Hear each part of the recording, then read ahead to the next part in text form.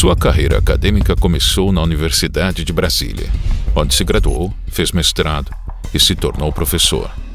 Fez também mais um mestrado e um doutorado pela Universidade de Münster.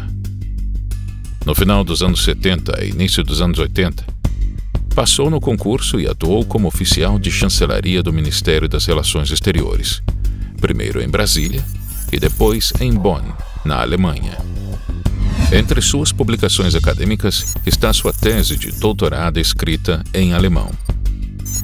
Nos anos 90, atuou em diversos cargos indicados pelo governo federal, até ser nomeado advogado-geral da União pelo presidente Fernando Henrique Cardoso.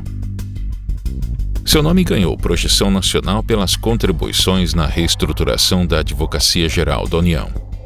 Gilmar tornou a instituição o maior escritório do país, com 551 advogados da União, 2.385 procuradores federais nas autarquias e fundações e 858 procuradores da Fazenda Nacional, além de 853 assistentes jurídicos. Suas obras como constitucionalista também ajudaram a formar a sua reputação, transformando alguns setores importantes do ordenamento jurídico brasileiro. Ajudaram na elaboração de leis, medidas provisórias, súmulas e emendas constitucionais. Juntamente com o professor Ives Gandra Martins, criou um projeto de emenda constitucional que instituiu a ação declaratória de constitucionalidade, uma ferramenta-chave dos processos julgados pelo Supremo Tribunal Federal.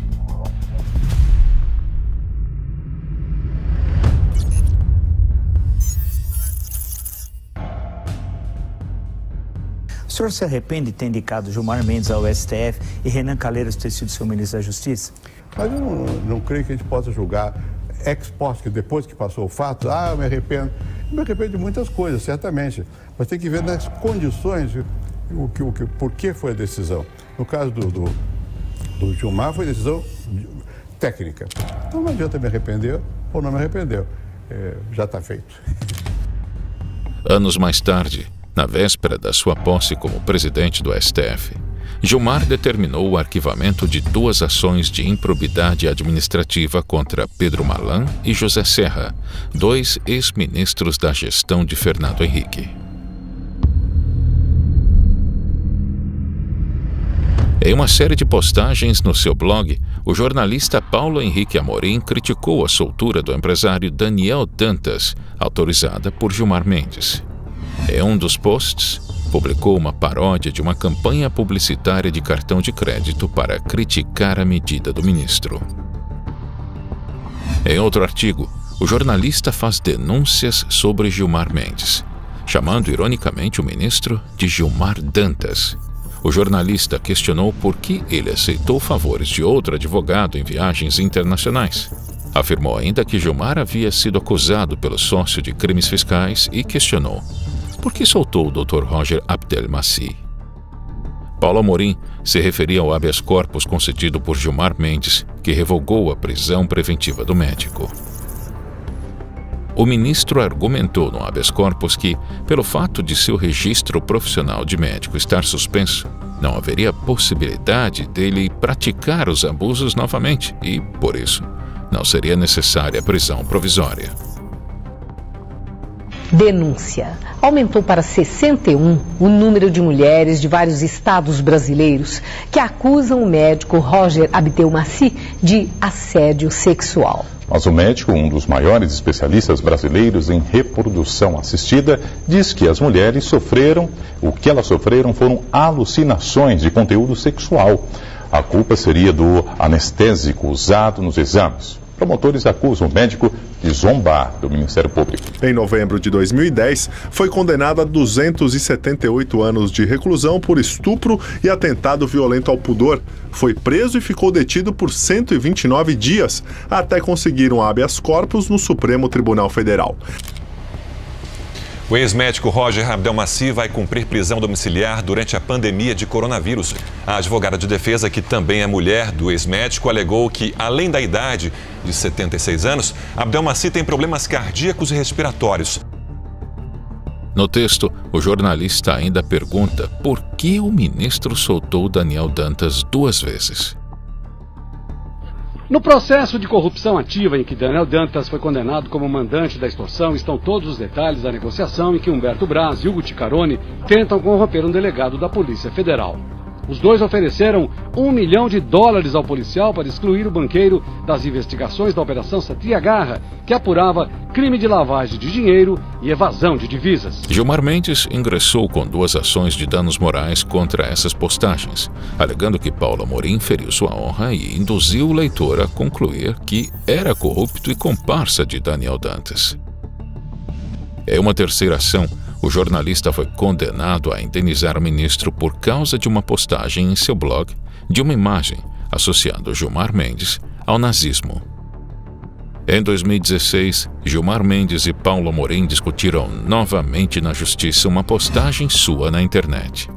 No 4º processo, Gilmar queria a quantia de R$500 mil por se sentir ofendido por um desenho dele vestido de cangaceiro, postado pelo jornalista em seu site. Mas, dessa vez, os juízes não constataram ofensa. O jornalista ganhou a causa e mais R$50 mil do ministro. Gilmar Mendes também levou à justiça diversas denúncias e publicações que uma revista fez contra ele. A matéria traz uma série de acusações como a de sonegação fiscal e de intervir em julgamentos em favor de José Serra. O conteúdo foi considerado ofensivo pelo ministro, que iniciou uma cruzada jurídica contra a revista.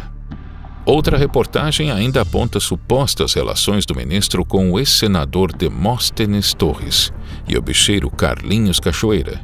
Em conversa gravada pela Polícia Federal, o senador afirma ter recebido favores junto a Gilmar Mendes para levar ao STF uma ação que envolvia os réus. Segundo outra reportagem do Estadão, Demóstenes disse a Cachoeira que Gilmar Mendes conseguiria abater cerca de metade do valor com uma decisão judicial, tendo trabalhado ao lado do ministro para consegui-lo. Em função das matérias publicadas pela revista, o ministro entrou com uma ação indenizatória por achar que as reportagens denegriram a sua imagem por conter acusações falsas. Gilmar Mendes venceu o processo.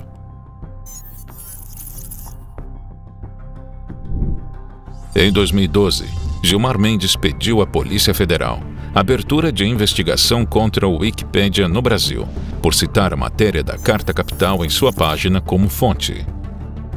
Gilmar sustentou que, por ser uma enciclopédia, o site deveria exibir apenas informações biográficas, sem inserir avaliações de terceiros e denúncias jornalísticas.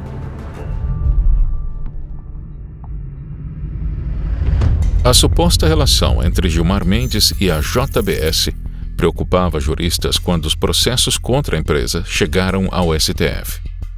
Joesley aparece como suspeito de usar o setor público para fazer sua empresa crescer. São empréstimos do BNDES, fraudes em fundos de pensão, esquemas para liberar o dinheiro do Fundo de Garantia para empresas privadas e suborno de agentes do Ministério da Agricultura. Segundo a reportagem do jornal Folha de São Paulo, Gilmar Mendes teria recebido um patrocínio de R$2,1 milhões do grupo JF Investimentos, controlador da JBS, empresa dos irmãos Joesley Batista e Wesley Batista, investigados na Operação Lava Jato. O ministro Gilmar Mendes, do Supremo Tribunal Federal, volta a atacar o Partido dos Trabalhadores. Ele afirmou hoje que o PT instalou um modelo de governança corrupta, definido pelo próprio ministro como cleptocracia, que significa Estado governado por ladrões. A declaração foi dada pelo ministro depois que ele foi questionado sobre a ameaça do PT de processá-lo por causa das críticas feitas ao partido durante o julgamento da doação de empresas para campanhas. Vamos ouvir então o que disse o ministro após um debate na Fiesp, em São Paulo. A Lava Jato estragou tudo. Evidente que a Lava Jato não estava nos planos. Por isso que eu disse, não tem mais relevância nenhuma. Porque o plano era perfeito, mas não combinaram com os russos. Isso é que ficou tumultuado.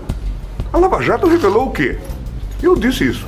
Pelas contas agora do novo orçamento da Petrobras, 6,8 bilhões destinaram-se à propina. Se 1/3 disto foi para o partido, o partido tem algo em torno de 2 bilhões de reais de caixa. Era fácil disputar a eleição com isso. A campanha da presidente Dilma custou 350 milhões. Por isso que eu disse, eles têm dinheiro para disputar a eleição até 2038. E deixariam os caras minguados para os demais partidos. Era uma forma fácil de se eternizar no poder. Na verdade, o que se instalou no país nesses últimos anos, está sendo revelado na Lava Jato, é um modelo de governança corrupta. Algo que merece um nome claro, de cleptocracia. Na questão da prisão em caso de condenação em segunda instância, Gilmar Mendes votou a favor da medida 2 vezes em 2016. Considerada importante contra a impunidade, a medida mantinha os condenados na Operação Lava Jato presos por mais tempo.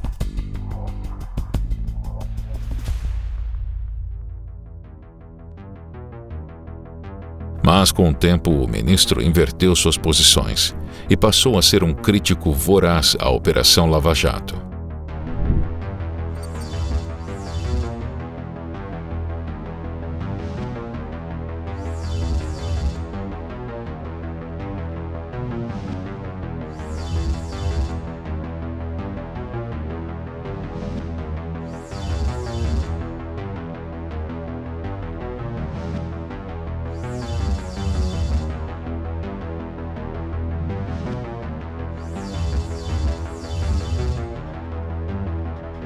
Quando o julgamento da prisão em segunda instância foi retomado em 2019, Gilmar Mendes contraria sua posição anterior e vota contra a medida. 19 habeas corpus até ontem, concedidos pelo ministro Gilmar Mendes em 15 dias úteis. Todos eles beneficiando envolvidos em corrupção. O ministro Gilmar Mendes mandou soltar mais um investigado da Operação Câmbio Desligo. Então, portanto, a conta de Gilmar Mendes em habeas corpus para esse tipo de investigado, de suspeito, já chega a 20 presos da Lava Jato soltos pelo mesmo ministro em apenas 20 dias úteis. Este é o ministro que fala de coisas como atipicidade. Nada mais atípico no mundo judicial, talvez no mundo inteiro, do que Gilmar Mendes. Antony e Rosinha Garotinho estão em liberdade. A decisão foi do ministro Gilmar Mendes, do Supremo Tribunal Federal. Pessoa horrível, uma mistura do mal com atraso e pitadas de psicopatia. Qual é a sua ideia? Qual é a sua proposta? Nenhuma. É bilis, ódio, mau sentimento, mal secreto. É uma coisa horrível. Vossa Excelência nos envergonha. Vossa Excelência é uma desonra para o tribunal. Uma desonra para todos nós. Um temperamento agressivo, grosseiro, rude. É péssimo isso. Vossa Excelência sozinho desmoraliza o tribunal. É muito ruim, é muito penoso para todos nós. Temos que conviver com Vossa Excelência aqui. Não tem ideia, não tem patriotismo, está sempre atrás de algum interesse que não é o da justiça. Uma coisa horrorosa. Uma coisa horrorosa, uma vergonha, um constrangimento. É muito feio isso. Isso é um Supremo Tribunal Federal. Não se pode, volto a repetir, usar prisão provisória para obter delação premiada. Isso é tortura em qualquer lugar do mundo. E é preciso deixar isso muito claro. E isto é um vilipêndio à nossa história constitucional e à história constitucional de qualquer país do mundo. Eles conseguem enxergar em 2018, no Brasil democrático, na Operação Lava Jato, eles continuam enxergando inquisição e tortura. Isso é debochar das vítimas da Inquisição e dos verdadeiros torturados, que não tem nada a ver com isso. O Antony Palocci está tentando falar o mínimo possível e conseguir a liberdade em troca disso. Apresentar o Palocci como torturado, sabe, um jeito que o Gilmar Mendes já livrou da cadeia em 2006, como eu lembrei ontem, apesar de envolvido até o pescoço no caso da quebra criminosa do sigilo bancário do caseiro Francisco Costa. É muito cinismo durante muito tempo, né? A prisão preventiva, eu acho que sofre de um tipo de degeneração mental um ministro que é capaz de enxergar no Palocci, como disse o Marco Aurélio Mello, por exemplo, um cidadão, eles vão apontar outros cidadãos. Não, são criminosos mesmo. O que se está desbaratando é uma quadrilha. Um relatório da Polícia Federal entregue ao Supremo revela que Aécio Neves e um número registrado como sendo do ministro Gilmar Mendes, do Supremo Tribunal Federal. Eles fizeram aqui 46 ligações via WhatsApp entre fevereiro e maio deste ano, período em que o tucano já estava sendo investigado sob suspeita, de receber propina da JBS. No início da noite, o ministro Gilmar Mendes mandou arquivar investigações sobre 2 senadores, Aécio Neves, do PSDB, e Jorge Viana, do PT. O SBT Brasil teve acesso ao documento enviado pela Força Tarefa da Operação Lava Jato à Procuradora-Geral da República, Raquel Dodge, com mensagens e contatos telefônicos que fundamentam o pedido de suspeição do ministro do Supremo Tribunal Federal, Gilmar Mendes, nos processos contra o ex-ministro Aloysio Nunes e o ex-diretor da DERSA, Paulo Vieira de Souza, conhecido como Paulo Preto. Nas investigações de Eike Batista na Lava Jato, foi constatado que a mulher do ministro Gilmar Mendes é membro do escritório de advocacia, que defendeu o empresário nos seus processos.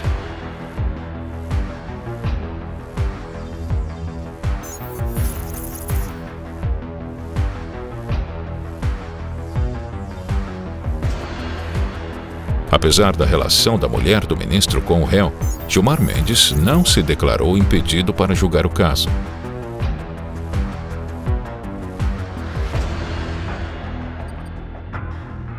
A polêmica veio à tona quando o ministro concedeu um habeas corpus para o empresário Eike Batista, que estava preso em Bangu.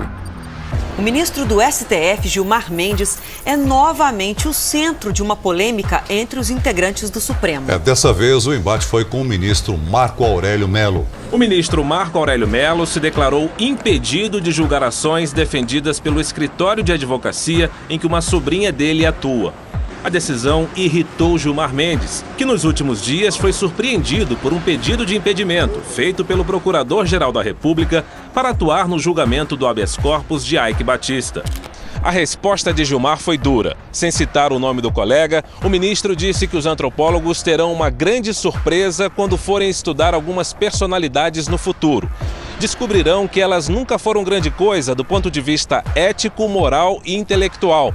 E que essas pessoas, ao envelhecerem, passaram de velhos a velhacos. Na véspera da votação do habeas corpus do ex-presidente Lula no Supremo, o ministro Gilmar Mendes afirmou que a condenação do petista afetou a imagem do país. Segundo ele, ter um ex-presidente da República como Lula condenado é muito negativo para o Brasil. Gilmar disse também que os escândalos de corrupção abalam a imagem do país no exterior no curto prazo, mas podem representar uma melhora da credibilidade do país no futuro. As declarações foram concedidas em Lisboa, onde ele participa do 4º Fórum Jurídico, um evento anual organizado pelo IDP, instituição da qual ele é sócio. Gilmar afirmou em outro momento que acredita numa pacificação do país após o julgamento do habeas corpus de Lula. Com a sua ironia habitual, o ministro também fez críticas à opinião pública. A gente tirou um trechinho do que ele disse logo pela manhã lá em Portugal. Solta aí, Reginaldo. Todos palpitam, assim como a gente falava que tínhamos 100 milhões, 200 milhões de técnicos de futebol, agora temos um pouco assim, 200 milhões de juízes. Todos entendem de habeas corpus e discutem ADCs, ADPFs, controle abstrato, controle concreto. Em suma, isso é conversa só de jornalista, agora também é do jornaleiro.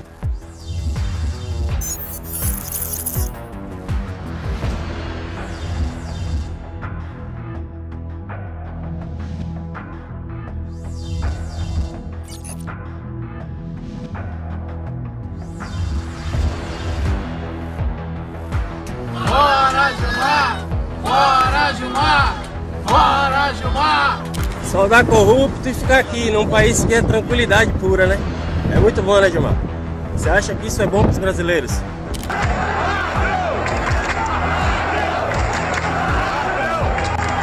Fala quem é o palhaço. Fala quem é o palhaço. Eu vou lutar! Gilmar Mendes, presta atenção! Que eu te amo você! Obrigado, Gilmar. Muito obrigado. Muito obrigado por fuder o nosso país.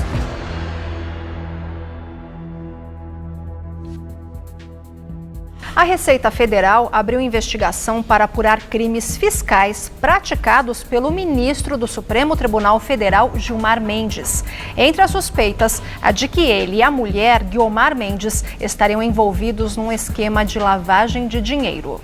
O presidente do Supremo, o ministro Dias Toffoli, pediu que a Receita Federal e a Procuradoria-Geral da República apurem se houve irregularidades na abertura de uma investigação da Receita contra o ministro Gilmar Mendes, também do Supremo Tribunal Federal. Esse pedido do Dias Toffoli atende a uma solicitação do próprio Gilmar Mendes, que cobrou uma explicação sobre a abertura dessa investigação. Olha, todos os brasileiros são iguais perante a lei. O Gilmar Mendes se acha acima dos normais dos brasileiros, mas não é. Gilmar Mendes acha que é o imperador. Não, Gilmar. Aqui é uma república. Todos são iguais perante a lei. Eu queria ressaltar para vocês que talvez essa tenha sido a primeira iniciativa exitosa em relação ao combate às fake news. Na quarta-feira, o ministro do STF, Gilmar Mendes, manteve a prorrogação da CPMI das fake news por mais 180 dias, após a retomada dos trabalhos no Congresso. Gilmar afirmou que os fatos apurados na comissão assumem alta relevância para a preservação da ordem constitucional. O ministro do Supremo rejeitou uma ação apresentada pelo deputado federal Eduardo Bolsonaro, que pretendia impedir o andamento das investigações. O deputado questionou a imparcialidade da CPMI e disse que a comissão estava sendo usada para prejudicar membros do Poder Legislativo que se colocam como aliados do atual governo. Dessa marca bastante triste, eu diria até mesmo macabra, de 90 mil mortos, né, causados pela Covid-19. Acho que isso por si só fala da gravidade da pandemia. E há um consenso entre os especialistas de que nós poderíamos ter tido um outro manejo dessa crise, que talvez pudéssemos ter reduzido significativamente os danos causados por essa pandemia entre nós. Nós não podemos sair aí a receitar cloroquina e tubaína. Eu tenho a impressão que muitas vezes, por razões aí que não vou especular aqui, o presidente tem uma visão de que está sob um modelo de presidencialismo imperial. Isso não existe. Olha, o Ministério da Defesa anunciou ontem que pediu à Procuradoria-Geral da República que tome as medidas cabíveis contra o ministro do Supremo Tribunal Federal, Gilmar Mendes, pelas afirmações dadas no fim de semana que irritaram profundamente os militares do governo. Não é aceitável que se tenha este vazio no Ministério da Saúde. Isto é ruim, é péssimo para a imagem das Forças Armadas. É preciso dizer isso de maneira muito clara. O Exército está se associando a esse genocídio. Segundo nota divulgada pela Defesa, assinada pelos comandantes das 3 forças, as acusações do ministro foram muito graves, infundadas, irresponsáveis e levianas. Genocídio, segundo os comandantes, é um crime gravíssimo. E eles ressaltaram que as Forças Armadas hoje trabalham para salvar vidas. Ainda de acordo com o Ministério da Defesa, o ataque gratuito às instituições de Estado não fortalece a democracia brasileira. Para demonstrar o tamanho da insatisfação com o ministro do Supremo, a nota foi assinada pelo ministro da Defesa, os comandantes do Exército, Marinha e Aeronáutica. A ação enviada à Procuradoria-Geral da República, o ministro da Defesa, Fernando Azevedo e Silva, e o comandante do Exército, Edson Pujol, consideraram que o ministro do Supremo Tribunal Federal, Gilmar Mendes, violou a Lei de Segurança Nacional e atribuíram ao magistrado crimes previstos nos Códigos Penal e Penal Militar. Na legislação militar, Azevedo e Silva e Pujol utilizam o artigo 219 para considerar que Gilmar Mendes ofendeu as Forças Armadas. Propalar fatos que sabe inverídicos, capazes de ofender a dignidade ou abalar o crédito das Forças Armadas ou a confiança que estas merecem do público, prevê o dispositivo. A pena, nesse caso, é de 6 meses a 1 ano de detenção. Fernando Azevedo e Silva considerou ainda que Gilmar Mendes violou a Lei de Segurança Nacional no artigo 23, que prevê pena de 1 a 4 anos de reclusão para quem incitar a animosidade entre as Forças Armadas ou entre estas e as classes sociais ou as instituições civis.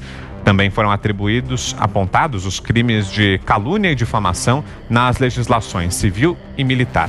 Bom, eu acho que mais uma vez a gente está presenciando as excelências da corte mais alta do país passando vergonha, né? Porque não tem outra palavra para Gilmar Mendes que usa essa palavra genocídio de uma maneira tão irresponsável, né?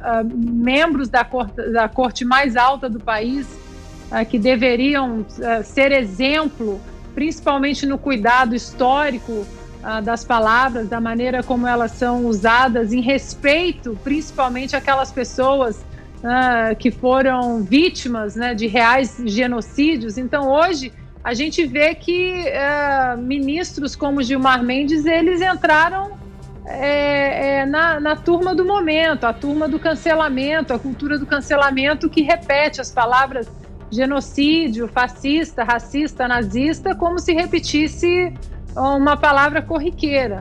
É uma pena a gente ter que testemunhar isso vindo de membros do Supremo Tribunal Federal. O secretário licenciado de Transportes de São Paulo, Alexandre Baldi, foi libertado na madrugada de hoje. A decisão foi do ministro Gilmar Mendes, do Supremo Tribunal Federal. Baldi deixou a Polícia Federal no carro do advogado. Ele estava preso desde quinta-feira por suposto envolvimento em desvios na saúde. A defesa afirma que a soltura corrige uma injustiça, que não há indício de crime praticado por ele e que o dinheiro apreendido em 3 imóveis ligados ao secretário foi declarado no imposto de renda. O Federal de Curitiba aceitou o pedido de indenização de Deltan Dallagnol, mas quem vai pagar a conta de R$59 mil é a União.